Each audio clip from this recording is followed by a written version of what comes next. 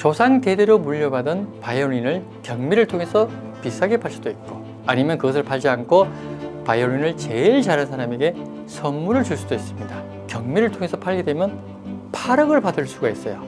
그럼 여러분은 어떤 선택을 하겠습니까? 아리스토텔레스라면 팔아서는 안 된다, 선물을 해야 한다라고 말할 겁니다. 아리스토텔레스는 하나만 생각합니다. 바이올린을 만든 목적이 뭐냐? 좋은 소리를 내기 위해 만든 거잖아요. 이것이 바로 아리스토텔레스가 말하는 목적론적 정의다라고 이야기하고 있습니다.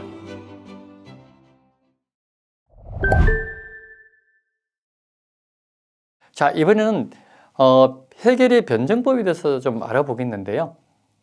사실 우리는 일상생활에서 변증법을 많이 사용하고 있습니다. 변증법은 서로 대화를 통해 진리를 찾아내고 합의를 도출하는 것을 말하는 겁니다. 예를 들어 먼저 말하는 사람들의 의견을 받아들여서 이것을 정의라고 하고, 이보다 한층 발전된 반대 의견을 받아들여서 반을 내놓겠죠. 그럼 첫 번째 의견이 당연하다고 여기는 정의, 모순이 되는 반을 비판하면서 둘 사이에서는 팽팽한 긴장과 대립이 발생하게 됩니다. 이때 누군가가 나타나서 합의라는 새로운 의견을 도출하는 것이 해겔의 변증법이라고 합니다. 이처럼 변증법은 서로의 의견을 모아서 새로운 합의를 도출하는 것을 해겔의 변증법인 정반합의라고 말합니다. 그럼 이번에는 정반합의에 대해서 좀 더 간단하게 대화 형식으로 여러분들과 한번 알아보겠습니다. 첫 번째, 제가 주장하는 사람입니다. 그걸 정의라고 하죠. 살인범은 반드시 사형시켜야 마땅하다라고 주장하죠. 그랬더니 반대 의견이 또 나오겠죠. 그건 너무 비인간적이다, 사형일을 한다고 해서 범죄가 사라지는 것은 아니지 않느냐라고 말을 하는 거죠. 그러면서 둘 사이는 어떻게 되죠? 긴장과 대립이 발생하죠. 이러면서 두 분이 또 서로 합의를 보게 됩니다. 그래서 그럼 감옥에 쳐넣자라고 하는 거죠. 이것이 다시 이제 정의되는 거죠. 정의돼서 또 주장을 하죠. 그럼 살인범은 무기징역에 넣어야 한다라고 하니까 또 반대 의견을 내게 되겠죠. 그래서 또 대립이 발생되는데, 이때 무기징역 해봤자 세금만 나간다, 인간 개조를 시켜서 세 사람을 만들어라. 두 사람이 또 이렇게 갈등이 이루어지면서 그리고 합의를 보게 됩니다. 세 사람이 되면 풀어주도록 하자. 자, 그럼 이번에는 일러스트로 해서 아주 간단하게 제가 설명해 드리겠습니다. 여기 보시면 여기 정의 이제 태제를 말합니다. 그리고 반대가 안티태제입니다. 처음에 정의 이렇게 주장을 하죠. 이건 원이야 라고 합니다. 그렇지만 이 반대되는 사람이 아니야, 이건 사격형이야 라고 하죠. 그래서 둘 사이에 대립이 발생되겠죠. 다시 합의가 이루어지면서 또 둘 사이에 어떻게 합의가 이루어졌죠? 아, 이건 원기둥이다. 그때 또 반대 사람이 또 나옵니다. 아니야, 이건 종이야.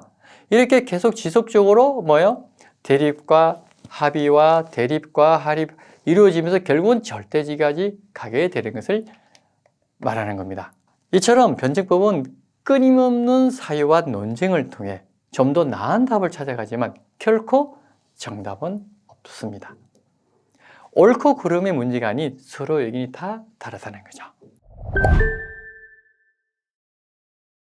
자, 이번에는 소크라테스의 가장 아꼈던 제자 플라톤에 대해서 알아보겠는데요. 사실 플라톤은 서양 철학자들 중에서 가장 책을 많이 쓰신 분입니다. 서양 철학은 이 플라톤이 영향을 미쳤다고 해도 과언이 아니죠.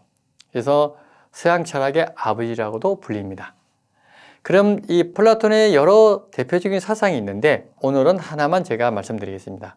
플라톤은 인간을 동굴 속에 갇힌 존재라고 합니다. 왜냐하면 우리는 수많은 우상에 휩싸여 올바른 지식을 제대로 볼 수가 없다는 거죠. 예전에 항우소 박사 사건 같은 경우도 그래요. 한때는 대한민국의 미래를 열어갈 위인처럼 여기며 모든 사람들이 그의 말을 믿었잖아요. 하지만 어느 순간 시간이 지나면서 줄기세포가 가짜라는 것이 드러나고 또 그것을 가짜라고 말했던 사람들에게마저도 엄청난 비난이 쏟아지기도 했죠. 전 그때 충격을 받고 과연 미래란 무엇이고 이웃은 무엇이며 이것에 대해서 많은 생각을 하게 되었습니다.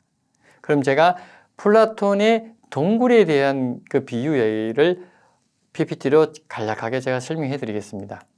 여기 보시면 지금 현재 동굴 안이라고 보시면 됩니다. 그리고 동굴 안에 이 사람들이 여러 명이 지금 묶여 있습니다. 이 비유는 무슨 말이냐면 지금 우리가 현재 살아가고 있는 이 세계가 어떤 세계죠? 지구죠. 우린 지구 안만 알고 있죠. 그 외에 수많은 광활한 그 우주는 전혀 모르잖아요. 그와 똑같이 비유한 겁니다. 그래서 이 사람들은 태어날 때부터 이 동굴에 태어났습니다. 우리는 태어날 때부터 지구에 태어났죠. 그것도 대한민국에. 자, 그러면 한번 보겠습니다. 이 사람들이 불빛에 의해서 자신의 모습인 그림자가 비춰집니다. 이때 이 그림자가 자신의 형상이라고 생각하고 자신의 모습이라고 생각합니다. 그리고 사람의 모형이나 동물의 모형을 왔다 갔다 하면서 불빛에서 비춰줍니다. 그랬더니 여기 앉아있는 이 사람들이 그것을 뭘로 보죠? 그림자로 보겠죠. 이것이 진짜 동물의 형상이라고 보고 있는 거예요. 이 말은 무슨 말이냐면 배움에 의해서 지식을 얻기도 하고 또는 우리가 직접 눈을 보고 또 그것을 학습에 의해서 경험에 의해서 우리가 지식과 노하우가 생기는 거죠. 근데 그게 진짜라고만 100% 믿는 사람들 너무 많잖아요. 저도 마찬가지고. 세상은 그렇지가 않다는 겁니다. 자, 다시 한번 볼까요?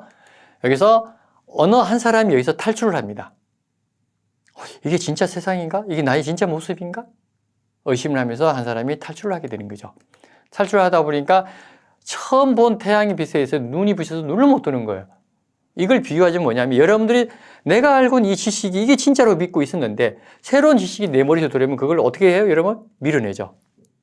아니야, 그건 내가 배운 게 이게 맞아 라고 여러분 우기지 않습니까?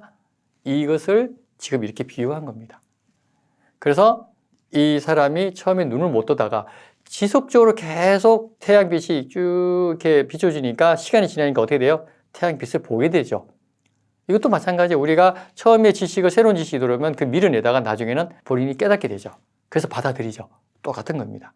그래서 눈을 뜨고 나서 보니까 태양도 보이고 그리고 자연 풍광도 보이고 그리고 밤하늘의 별도 보고 달도 보고 모형이 아닌 동물들을 보게 되는 겁니다. 그러면서 이 친구가 깨닫고 빨리 사람들한테 알려줘야지 하고 막 달려가죠. 신나게. 자, 그러면 어떤 일이 벌어질까요?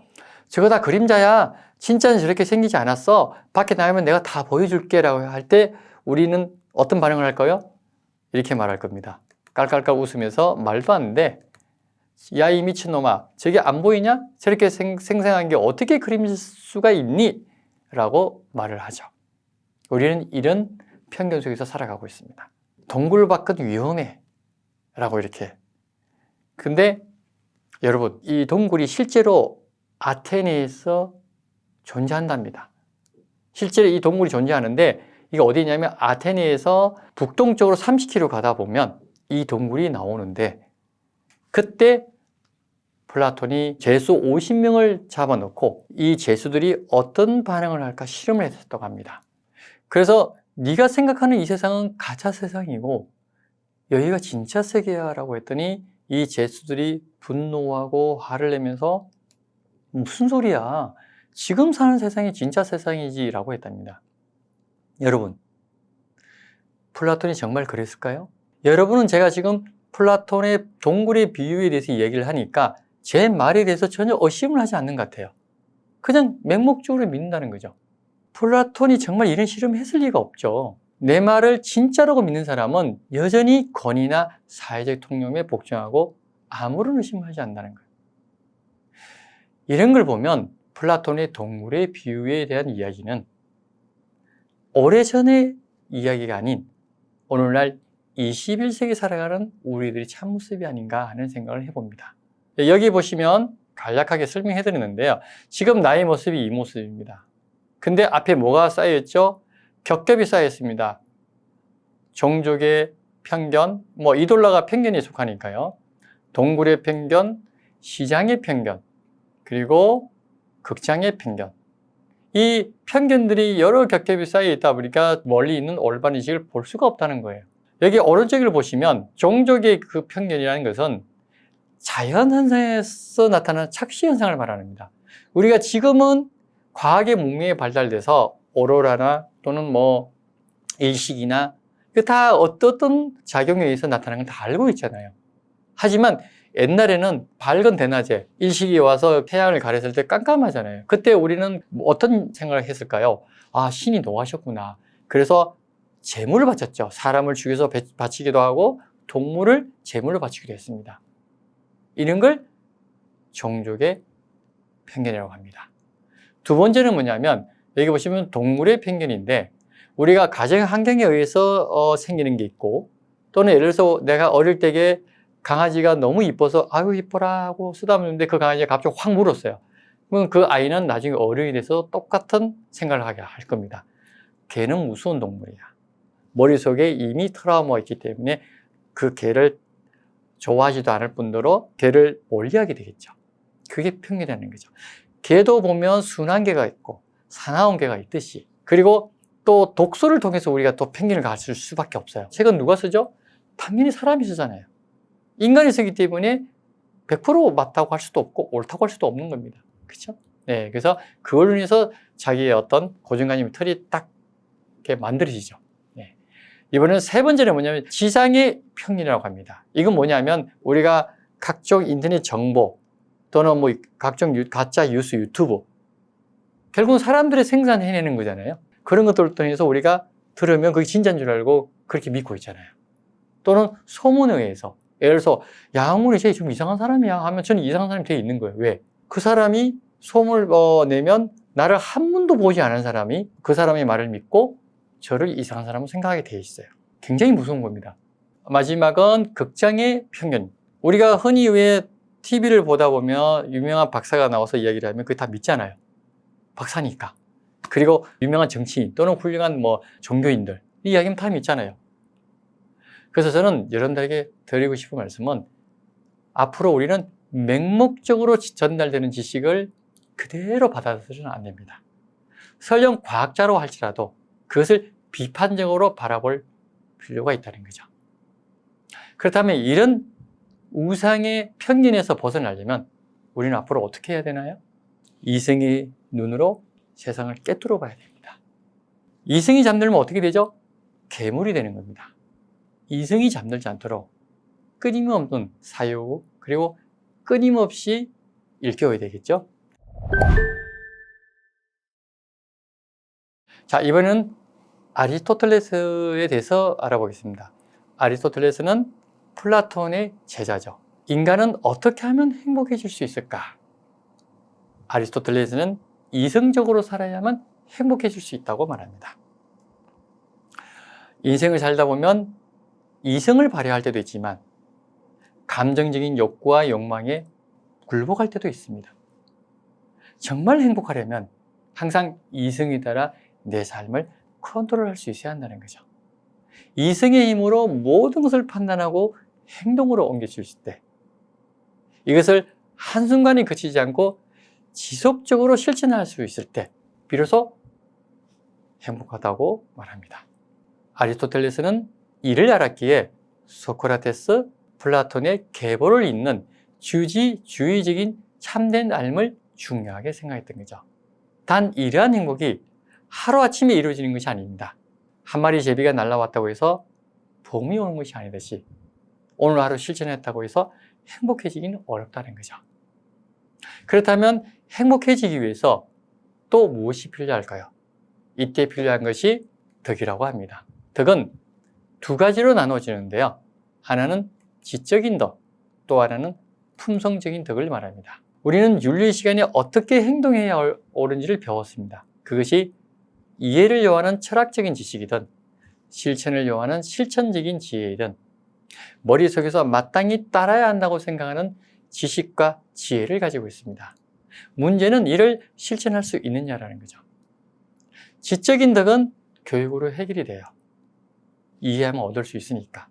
근데 아리스토텔레스는 이해한다고 해서 끝나는 것이 아니라 하나가 더 필요하다고 했습니다. 그것은 바로 품성적인 덕, 즉 의지와 자세.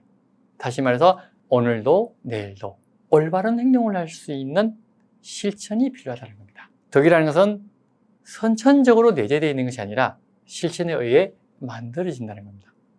그래서 습관화되도록 노력해야 하는데 이때 필요한 것이 중용의 덕이라고 합니다. 여기서 말하는 중용은 상황에 맞게 적절하게 행동하는 것을 말하는데요. 예를 들어 친구들 사이에서는 화를 내면 안 되는 것일까요? 아리스토텔레스는 화를 내야 할 상황이면 마땅히 화를 내야 한다고 합니다. 화를 내야 할 상황에서 화를 내지 않는다면 그건 바보라는 거죠.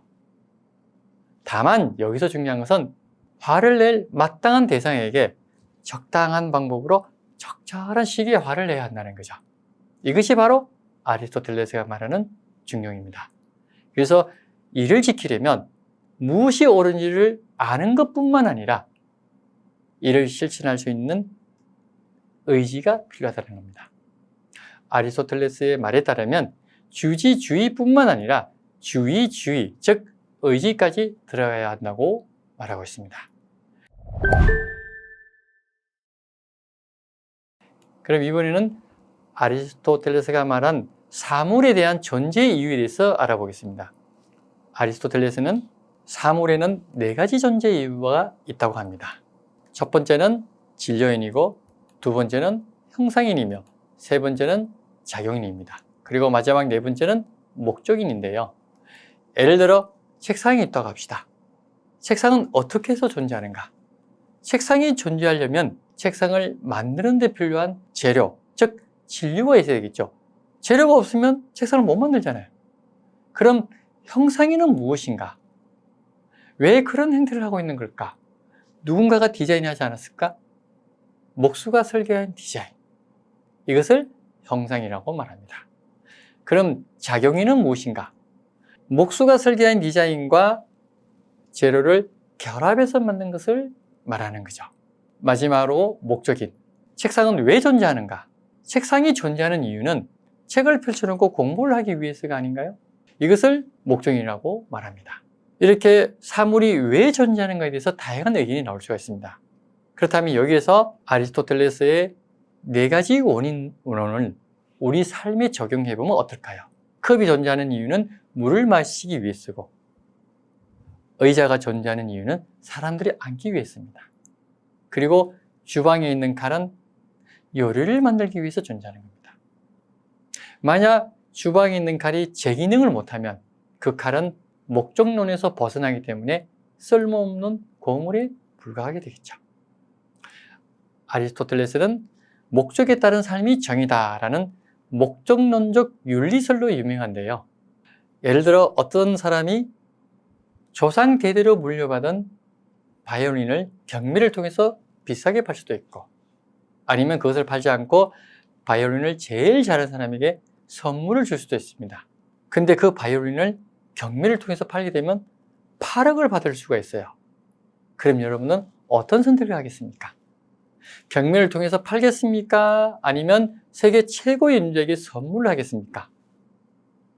여러분들의 생각이라면 당연히 현실적으로 생각했을 때 팔아야죠. 저도 팔겠습니다. 하지만 아리스토텔레스라면 팔아서는 안 된다. 선물을 해야 한다라고 말할 겁니다. 아리스토텔레스는 하나만 생각합니다. 바이올린을 만든 목적이 뭐냐? 좋은 소리를 내기 위해 만든 거잖아요. 좋은 소리를 내기 위해 만든 바이올린을 돈 많은 사람에게 팔게 되면 그 집에서는 장식물이 되겠죠. 그러나 연주자에게 선물하게 되면 바이올린은 제 기능을 하여 많은 사람들에게 울림을 줄 수 있잖아요. 이것이 바로 아리스토텔레스가 말하는 목적론적 정의다라고 이야기하고 있습니다. 그럼 이번에는 마이클 샌들의 정의란 무엇인가에서 나온 목적론적 추론의 좋은 예를 한번 알아보겠습니다. 제가 이건 직접 읽어드리겠습니다. 곰돌이 푸는 나무 발치에 앉아 발바닥으로 머리를 감싸며 이렇게 중얼거렸어요. 저기 꿀벌이 있는 이유는 꿀을 만들기 위해서야. 그리고 꿀을 만드는 이유는 내가 먹을 수 있게 하기 위해서야. 그러더니 푸는 나무 위로 올라가기 시작했어요. 꿀벌에 대한 푸의 생각은 목적론적 추론의 좋은 예다. 사회 조직과 정치 행위에 대해 생각하면서 목적론적 추론을 벌이기는 쉽지 않다. 그렇다면 아리스토텔레스는 정의로운 사회를 구현하려면 어떻게 해야 하느냐? 우선 개개인의 국민의식을 성숙시켜야 한다. 즉 미덕을 강조한 거죠. 그리고 국민의식이 성숙하면 뭐 하죠? 정치에 참여해야 합니다. 정치에 참여하지 않으면 세상이 바뀌지가 않아요. 여러분 율곡이 잘 아시죠? 공부 그렇게 잘했는데 신사임당이 돌아가시고 나서 엄마 잃은 슬픔에 산속에서 숨어 지냈잖아요. 만약 율곡이가 산에서 내려오지 않았더라면 과연 세상이 바뀌었을까요? 바뀌지 않았을 겁니다. 이 부분은 마이클 샌델도 동조하는 부분인데요. 개개인의 국민의식을 성숙시켜서 활발하게 정치에 참여하여 비판적인 토론을 통해 목적을 도출한 뒤에 그 목적의 정의를 위하여 나아가는 삶. 이것이 진정한 목적률 정의다라고 아리스토텔레스는 이야기하고 있습니다.